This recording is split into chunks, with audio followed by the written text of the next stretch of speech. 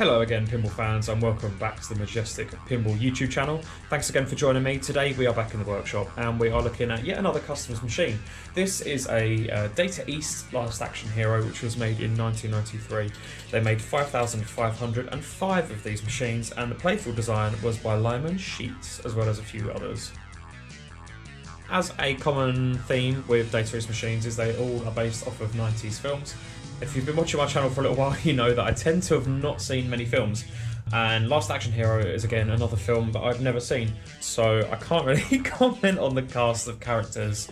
However, this machine has been in the workshop for a month or so. It's been completely gone through. The transformation of this machine is the biggest we've had so far. It's absolutely unbelievable. This had been out of action for over 10 years and it looked like it had been stored in a barn. But yeah, we'll do a little fly around the playfield. Let's have a look at some of the artwork. Data East are well known for their sort of interesting take on artwork. It all looks very hand-drawn. Some of it's good, some of it's not quite so good. We will get on to the tutorial section and then we'll see some gameplay afterwards as well. It's a mode-based game. The rules, from what I can gather on the modes, are quite similar to Adam's Family. You have a central scoop in the middle. Well, you have 3 scoops on this game. The main one is the one with the white and green lamps above it in the middle.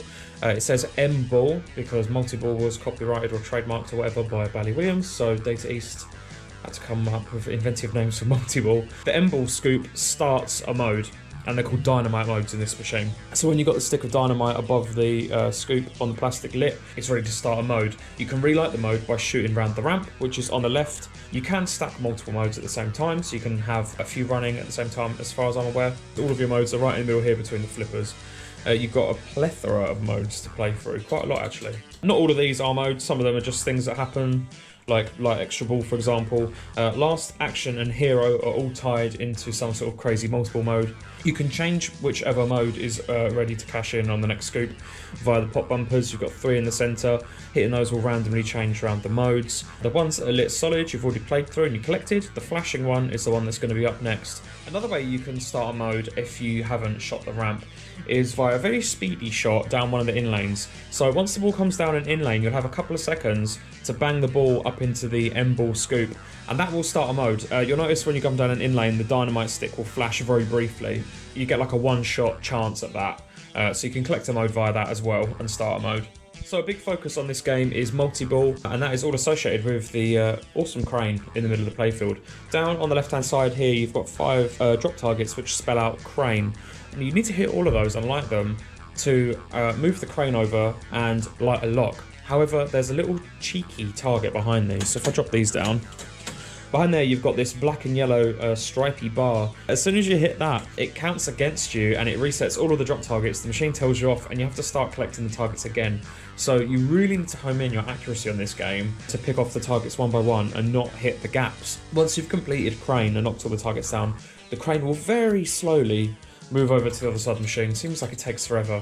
At which point you can load a ball into the crane via shooting the sort of central, not really an orbit, I don't know what you call it, central lane. It'll go around the back and it'll feed into the yellow vuck, and then load a ball into the crane will move over, do its thing, and lock your balls down in the side here. It is possible to start multi-ball earlier. If you get to ball 3 and you haven't had any luck locking all the balls, it will just give you like a pity multi-ball, and the scoop will be lit to start a multi-ball no matter what. The more balls that you can have locked in the side, the better, because it increases the jackpot when you do finally get to multi-ball. You've got a couple of captive balls on this machine as well. You've got a little one down here on the left and you've got one on the right as well. Shooting either of those will advance you some progress towards multi-ball. The dot matrix says all the information you need to know about that. I think it's 6 hits and it will give you a multi-ball. You can also collect a double advance on your multi-ball captive balls via coming down the in lanes as well. So on when it's lit up, it says M-Ball advance ×2. You can come down either in lane and obviously hit a captive ball, and that'll give you double progress towards your multi-ball advance as well. You also have like a horrible kickback.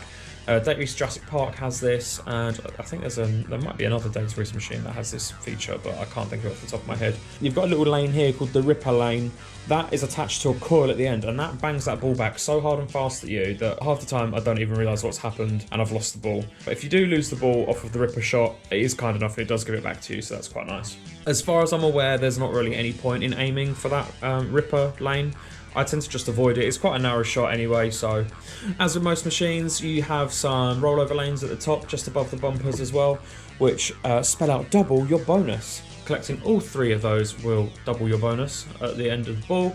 And you have lane change, of course, on your flippers as well, so you can flip and pick and choose between which lanes are lit. Obviously you want to roll through the ones which aren't lit to collect them all.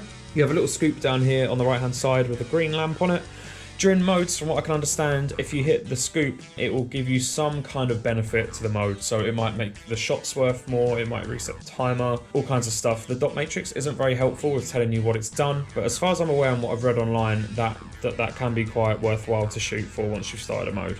One big thing on this machine, which isn't overly obvious at all, there's no mention of it on the rules, on the apron card, and the playfield doesn't really show it off either, is that you have 3 magnets in the centre of the playfield. So you've got a couple of magnets at the top and then another one in the middle. They are not that vicious, so if you're playing games like Adam's Family where you have like the power, it's a similar effect on this machine, but it just doesn't seem as strong. I didn't really notice it that much when I was playing. It didn't seem to cause much of a effect while I was playing. That might just be me, it might just be this machine. But the magnets are there. They come on whenever you're on a multi-ball. You do have a skill shot as well off of the plunge. You don't have a shooter rod on this game, it is like a little pistol. You want to shoot the ball and hit the drop target of the light that's lit. One last little thing that I should mention is you do also have a smart missile on this machine, which a lot of Data East games have. I know Jurassic Park does. A few others do as well. You can use this once per game and it's indicated by this little lamp down here. The smart missile button is just above the gun by the shooter lane. You can press it once a game per player, and the smart missile basically collects every single lit feature on the playfield, so you can use it as like an instant start on a multi-ball, you can use it to like finish a mode, all kinds of crazy stuff. But you do only get 1 a game, so use your smart missile wisely. And with all that out of the way, I'm sure there's loads that we've missed out, but let's get on with the gameplay and see what we can do.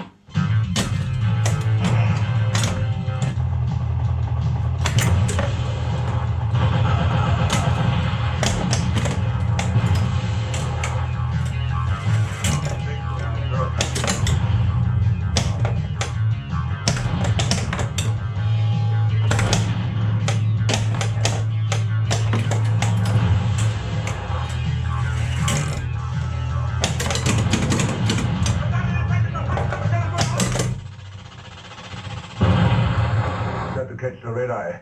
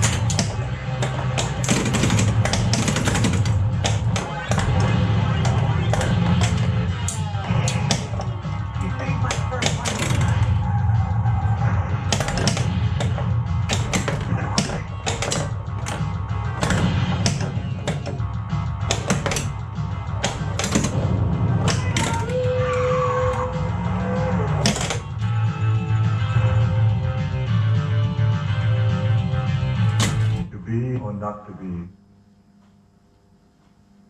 And Hamlet is taking out the trash. Not to be.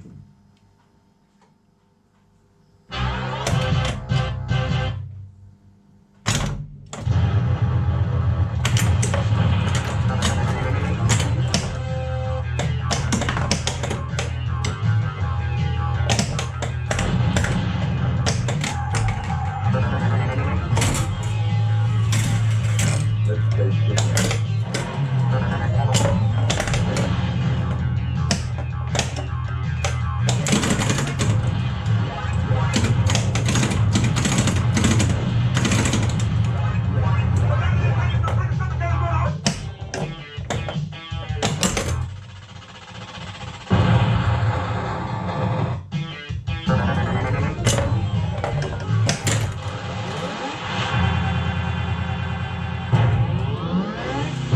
Take the ball.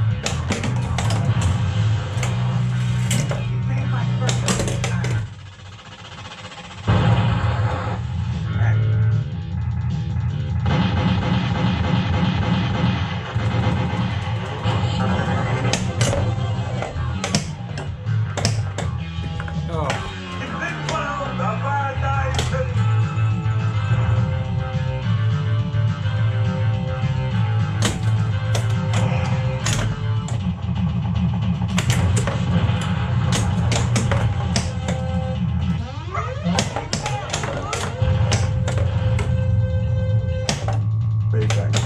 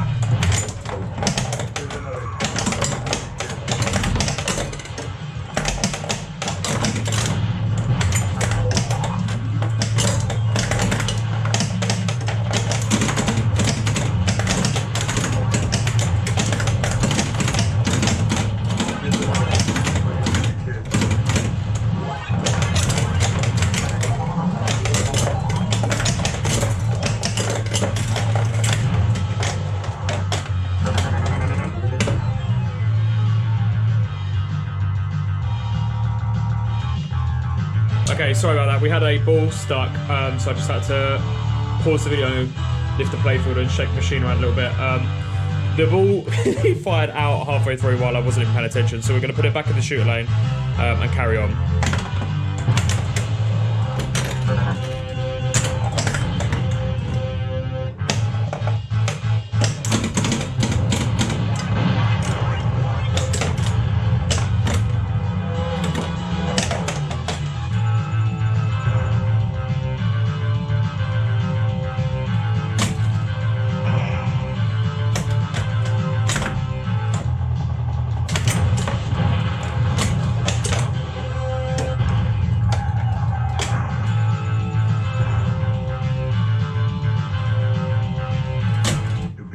not to be. Not a bad game. I was kind of put off by the ball getting stuck, but never mind. We'll maybe play one more just to see what we can achieve. Not to be.